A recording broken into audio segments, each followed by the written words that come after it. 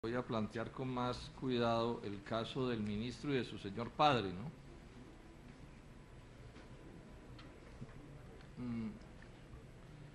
O sea, la información que yo tengo aquí es una información de la Asociación de Periodistas Económicos, que es una agremiación bien importante del periodismo colombiano, que dice que el septiembre 23, a las 9:46 de la noche, todavía el doctor Jorge Cárdenas Gutiérrez era el presidente de la Junta Directiva de Fede Biocombustibles, o sea, la Federación de Productores de Biocombustibles. Dice que la Junta Directiva de esa federación está integrada por grupos económicos que están dedicados a la producción y el desarrollo de la industria de biodiesel y etanol, así como por Azocaña y Fedepal. Mis colaboradores en la UTL llevan toda la mañana buscando la renuncia del doctor Jorge Cárdenas Gutiérrez y no la han podido encontrar en ninguna parte. El ministro dijo que ya había presentado la renuncia, lástima que el ministro se fue. Uno preferiría hablar estas cosas estando el ministro presente, pero pues llegó muy entusiasta, pero veo que el entusiasmo le duró apenas como 15 minutos. Sí, se tuvo que retirar a otra cosa, ¿no? Pero bueno, aún si fuera cierto que el doctor Jorge Cárdenas Gutiérrez, el padre del doctor Cárdenas Santamaría, hubiera renunciado, yo tengo que dejar constancia de que no me gustan, o sea, esta idea plutocrática de la puerta giratoria que van y vienen de un sitio a otro y que contiene finalmente la teoría de un Estado perfectamente conectado con los intereses de los grandes negocios, no me gusta, no me gusta. Entonces el informe de la Asociación de Periodistas es contando pues a la Federación de Combustibles, diciéndole al ICA, a Corpoica qué es lo que tiene que hacer, etcétera, etcétera. Yo creo que ese no es un buen estilo, ¿no? En Estados Unidos se usó mucho la frase, ¿no? Lo que es bueno para la General Motors es bueno para los Estados Unidos. Pero eso son frases efectistas que por supuesto les convienen a los de la General Motors, pero no les convienen así a Estados Unidos. Yo pienso que el ministro debería declararse impedido para atender este tema, aun si su padre renunció. Debería declararse impedido. Por supuesto que eso dependerá de él y no me hago ilusiones que en el gobierno del presidente Santos ese tipo de cosas sucedan. Lo segundo es esto, que es un llamado muy cordial a todos los agricultores de la caña de azúcar que vean estos debates. Si hay una cosa que se ha manejado con irresponsabilidad en Colombia es este asunto de los agrocombustibles, prefiero llamarlos agro que bio, ¿no? Porque bio contiene una carga publicitaria grande, ¿no? Agrocombustibles que llevaron a que en años pasados un poco de pobres de la panela se echaran a sí mismos o les echaran el cuento de que ese era el gran negocio del siglo y el país se llenó de cultivos de caña de azúcar que generaron gravísimos problemas de aumentos de la producción y que no se pudieron volver combustibles, porque como yo lo he explicado en varias ocasiones, este negocio de los agrocombustibles está montado para grandes productores. O sea, aquí que no echen cuentos. Entonces simplemente hacerle un llamado muy cariñoso a los cultivadores de caña de azúcar que vean este tipo de debates, que si van a tomar decisiones en este sentido las mediten supremamente bien, no terminen encartados con su caña como ha sucedido en tantas ocasiones, porque lo cierto es que este es un negocio complejo de economías de escala, de subsidios, etcétera, etcétera, que el gobierno no ha diseñado para que lo asuman pequeños y medianos, sino para que lo asuman monopolios y transnacionales, y más en el gobierno de Juan Manuel Santos, que en su punto 63 del programa de gobierno dice que lo que le gusta es la gran producción agropecuaria. Lo otro es esto. Este es un debate que nunca se ha hecho en serio en Colombia, porque los intereses de senadora Daira Galvis son tan grandes que no se puede discutir con tranquilidad porque hay demasiada plata en juego y hay a mucha gente a la que le está sonando la registradora. Entonces el debate se enrarece, senador Mora, por esto. Y voy a mostrar cómo aquí estamos hablando de palabras mayores que ameritarían un debate supremamente riguroso. Primero, hay un debate mundial en la contradicción entre combustibles, agrocombustibles y comida. Es un debate mundial, se discute en la FAO, lo discuten las transnacionales del comercio de los alimentos, etcétera, porque la tesis es más o menos obvia. Es decir, entre echarle gasolina o combustibles mejor, producto de la agricultura, a las 4x4 de las naciones desarrolladas, a esas camionetotas, o echarles comida a los pobres del mundo, pues por supuesto que los agrocombustibles, el campo se convierte en combustibles y eso dispara los precios de los alimentos. Es un debate, repito, mundial, que está estadísticamente señalado. Yo en algún debate largo que hice al respecto di todas las cifras, hoy no lo voy a repetir, simplemente planteo el tema. O sea, hay un pleito entre si el maíz, la caña de azúcar, etcétera, la palma, se va a convertir en comida o se va a convertir en gasolina o ACPM de los ricos del mundo, en últimas. Porque las cifras dicen que la llevan, como se dice coloquialmente, los de abajo. Buena parte del incremento que han tenido los precios de los alimentos a escala global en los últimos años, que en parte explican los levantamientos populares en el norte de África, que mucho tienen que ver con que son levantamientos por hambre, tiene que ver con este asunto. Sin embargo, esto no es tema de discusión en Colombia, sino que simplemente le van dando, ¿cierto? Y han levantado la teoría de que es que aquí sobran los recursos, que no hay problema porque aquí sobran las tierras, sobran las aguas, sobra la gente y que entonces estimular la producción de agrocombustibles es un asunto de menor cuantía. Pero además con esta advertencia, el plan de agrocombustibles del gobierno anterior, que este gobierno no sé que haya derogado, habla de sembrar 7 millones de hectáreas en agrocombustibles. 7 millones de hectáreas en agrocombustibles. O sea, eso es mucho más que la actual área sembrada del país. Estamos hablando de cifras realmente astronómicas. Hace un año, no el senador Robledo, sino el editorial del periódico El Espectador, que es pues un periódico, digamos, amigo del gobierno y del régimen, llamaba la atención sobre esto y se preguntaba con razón, bueno, eso para dónde va. Yo lo pongo en mis palabras, eso sí es sensato, es en eso en lo que estamos. ¿Qué le pasa? Colombia está en capacidad de meterse en ese plan. ¿Cuáles son los intereses que se mueven? ¿Quiénes están detrás de este asunto? Porque, ojo, no se trata de los agrocombustibles, particularmente caña de azúcar y palma africana o palma aceitera, para complementar al desarrollo del agro, sino para sustituirlo. Porque al mismo tiempo las políticas del libre comercio nos tienen inundados de comida extranjera y con los TLCs viene más importación de comida extranjera, que va a seguir desplazando el maíz, el arroz, el trigo, la cebada, la leche, los lácteos, la carne de res, la carne de cerdo, todo. Entonces, este debiera ser un debate en serio.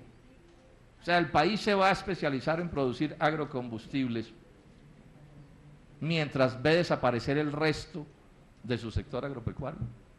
Debería ser un debate serio. Yo dejo una advertencia. Yo no tengo una posición de principios en contra de que se siembre caña de azúcar o que se siembre palma africana. Este no es un pleito, digamos, personal mío con un cierto producto, sino es un problema de macroeconomía. Ahora, nos dicen que es que sobran los recursos. Eso no es cierto, no es verdad. Entonces, puede que haya ciertas cantidades de tierra, pero no sobran los recursos. Yo les voy a dar a ustedes este dato. Un estudio del SEGA y la Universidad de los Andes señala que entre el 2000 y el 2007, el 33% de los recursos de ICR se fueron para cultivos de palma. El 33%. Cuando no sobran recursos. Es decir, esos recursos se fueron ahí y no se fueron para otro sitio. Entonces, uno debería por lo menos hacer un debate, bueno, ¿cómo se distribuyen los recursos? Ese mismo estudio, por ejemplo, dice que el ICR promedio en café es de 12 millones, pero que el ICR promedio en palma es de 1.234 millones. El incentivo de la capitalización rural, que es un subsidio importante. 12 millones contra 1.234 millones, el promedio. Entonces, ahí aparece otra pregunta. ¿Esto es sensato que sea así? O sea, se trata de hacer palma y de hacer azúcar para alcohol carburante sobre la base de la gran producción, del monopolio, etcétera, etcétera. También sobre esto se debería adelantar un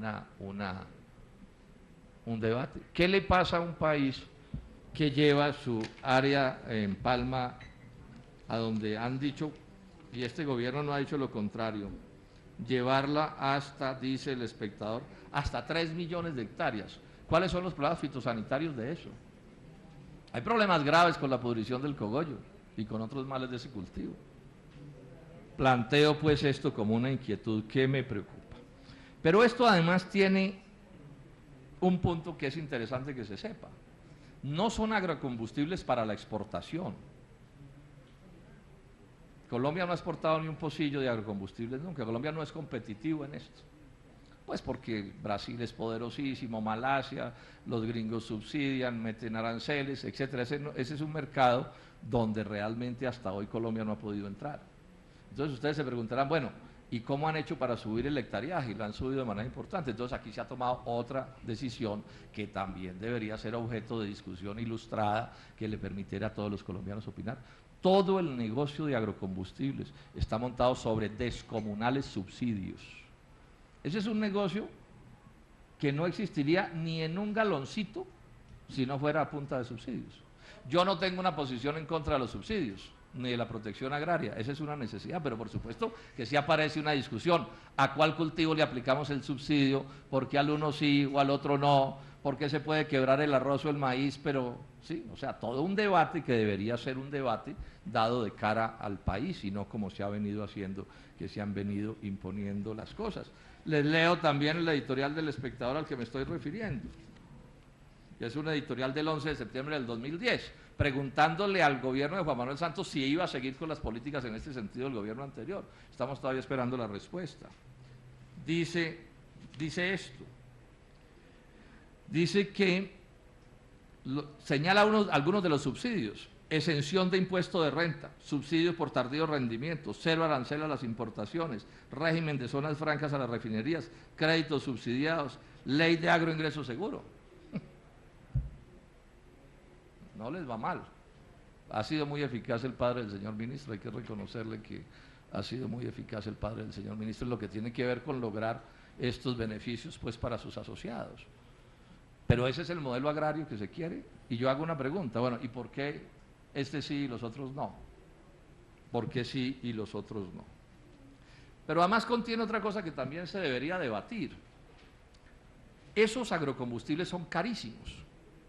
O sea, si ustedes comparan el costo de producir un galón de alcohol carburante con el costo de producir un galón de gasolina a partir de hidrocarburos, o hacen la comparación entre el agrodiesel y el diésel de hidrocarburos, los agrocombustibles son carísimos. El dato que tengo aquí a la mano es que en el caso de la gasolina, el alcohol carburante que sustituye la gasolina vale a 8.635 pesos el costo del galón y el de la gasolina vale a 5.928, o sea, una diferencia de 2.707 pesos, senadores. Un platal, mucha plata. ¿Cómo han hecho para que eso no se refleje tanto en la factura de los combustibles, que ya es carísima, la que le echa la gente al asunto? Bueno, en diésel es peor, es que no tengo la cifra en la mano, se me embolató, pero puede ser como del doble, porque la eficiencia es menor.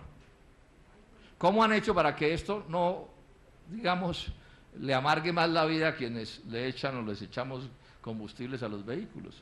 Entonces les quitaron, particularmente a la gasolina, le quitaron 3 gravámenes grandes que pesan sobre la gasolina, que se llaman IVA sobre tasa y global, que es la manera de hacer el asunto. Eso es un subsidio. Eso es una forma de subsidio. Otro, más. La otra vez le hice cuentas y valía como 100 millones de dólares. Habría que mirar cuánto vale ahora, porque eso depende pues de distintas variables. Y digo que es un subsidio, ¿por qué? Porque ¿qué es lo que al final sucede? Esos gravámenes que hoy están y que son altísimos y con los cuales además yo tampoco estoy de acuerdo, ¿sí? De todos modos, pues, digamos, se convierten en calles pavimentadas o se convierten en alguna cosa.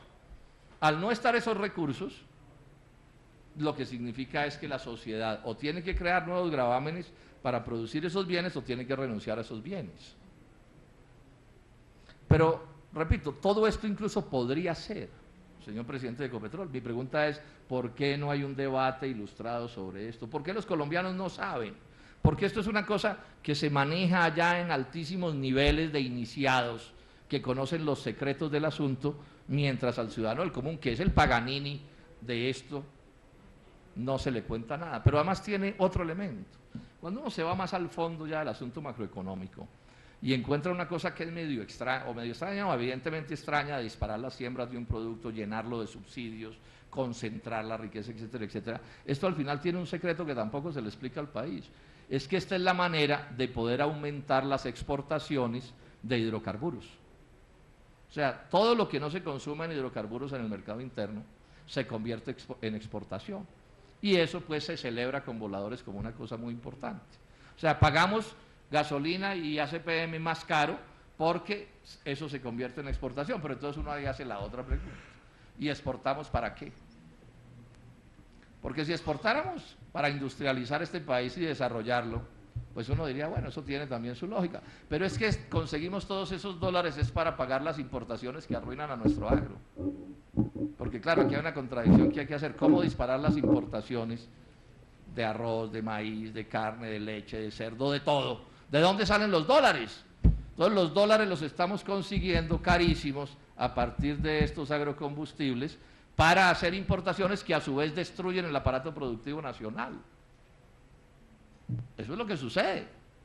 Y de pronto sería más sensato no arruinar a los trigueros o a los arroceros o a los maiceros o a los ganaderos e importar un poco menos y no tener que meternos en este enredo en el que estamos metidos con estos agrocombustibles. Por último les digo esto, que es una preocupación también del periódico El Espectador, de ese mismo editorial que les digo, y la expresa citando a la UMME, que es pues un ente, digamos, técnico del Estado para estudiar estas cosas, y la UMME señala que este es un negocio de altos riesgos. Es evidente que es de alto riesgo porque está artificialmente montado.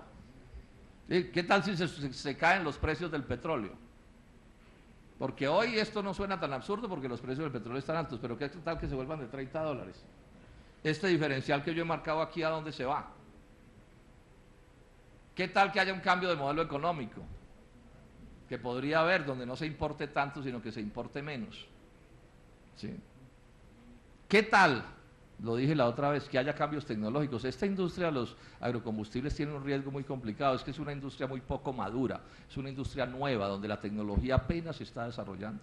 Aquí mañana pueden aparecer agrocombustibles de algas, de otro tipo de biomasa distinto, ¿sí? Que hiciera absolutamente nada competitivo esto, con un agravante.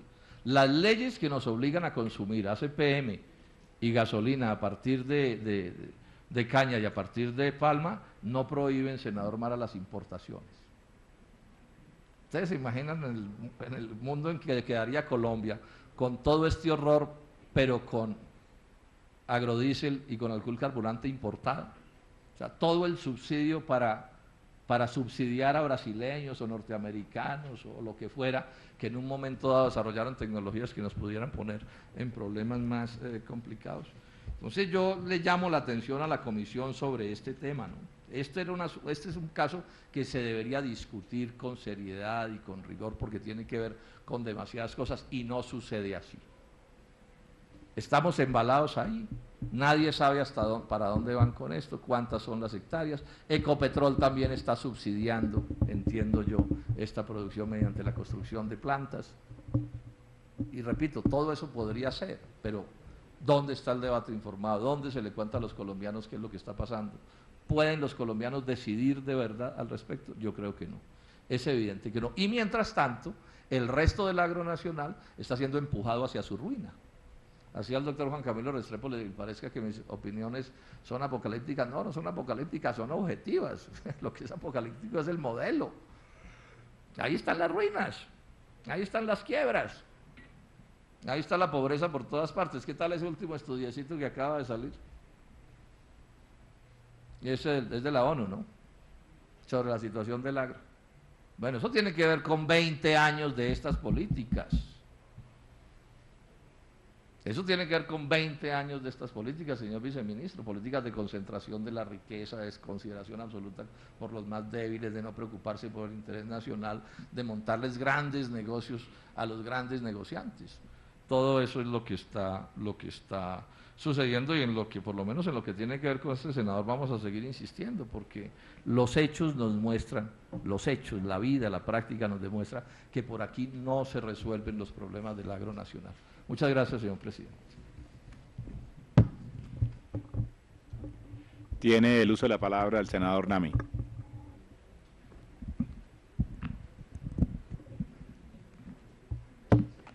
Perfectamente conectado con los intereses de los grandes negocios, no me gusta. No me gusta. Entonces el informe de la Asociación de Periodistas es contando pues a la Federación de Combustibles diciéndole al ICA, a Corpoica qué es lo que tiene que hacer, etcétera, etcétera. Yo creo que ese no es un buen estilo, ¿no? En Estados Unidos se usó mucho la frase, ¿no? Lo que es bueno para la General Motors es bueno para los Estados Unidos. Pero eso son frases efectistas que por supuesto les convienen a los de la General Motors. Mis colaboradores en la UTL llevan toda la mañana buscando la renuncia del doctor Jorge Cárdenas Gutiérrez y no la han podido encontrar en ninguna parte. El ministro dijo que ya había presentado la renuncia, lástima que el ministro se fue. Uno preferiría hablar estas cosas estando el ministro presente, pero pues llegó muy entusiasta, pero veo que el entusiasmo le duró apenas como 15 minutos. Sí, se tuvo que retirar a otra 3. A las 9:46 de la noche, todavía el doctor Jorge Cárdenas Gutiérrez era el presidente de la Junta Directiva de Fede Biocombustibles, o sea, la Federación de Productores de Biocombustibles. Dice que la Junta Directiva de esa federación está integrada por grupos económicos que están dedicados a la producción y el desarrollo de la industria de biodiesel y etanol, así como por Azocaña y Fedepal. Voy a plantear con más cuidado el caso del ministro y de su señor padre, ¿no?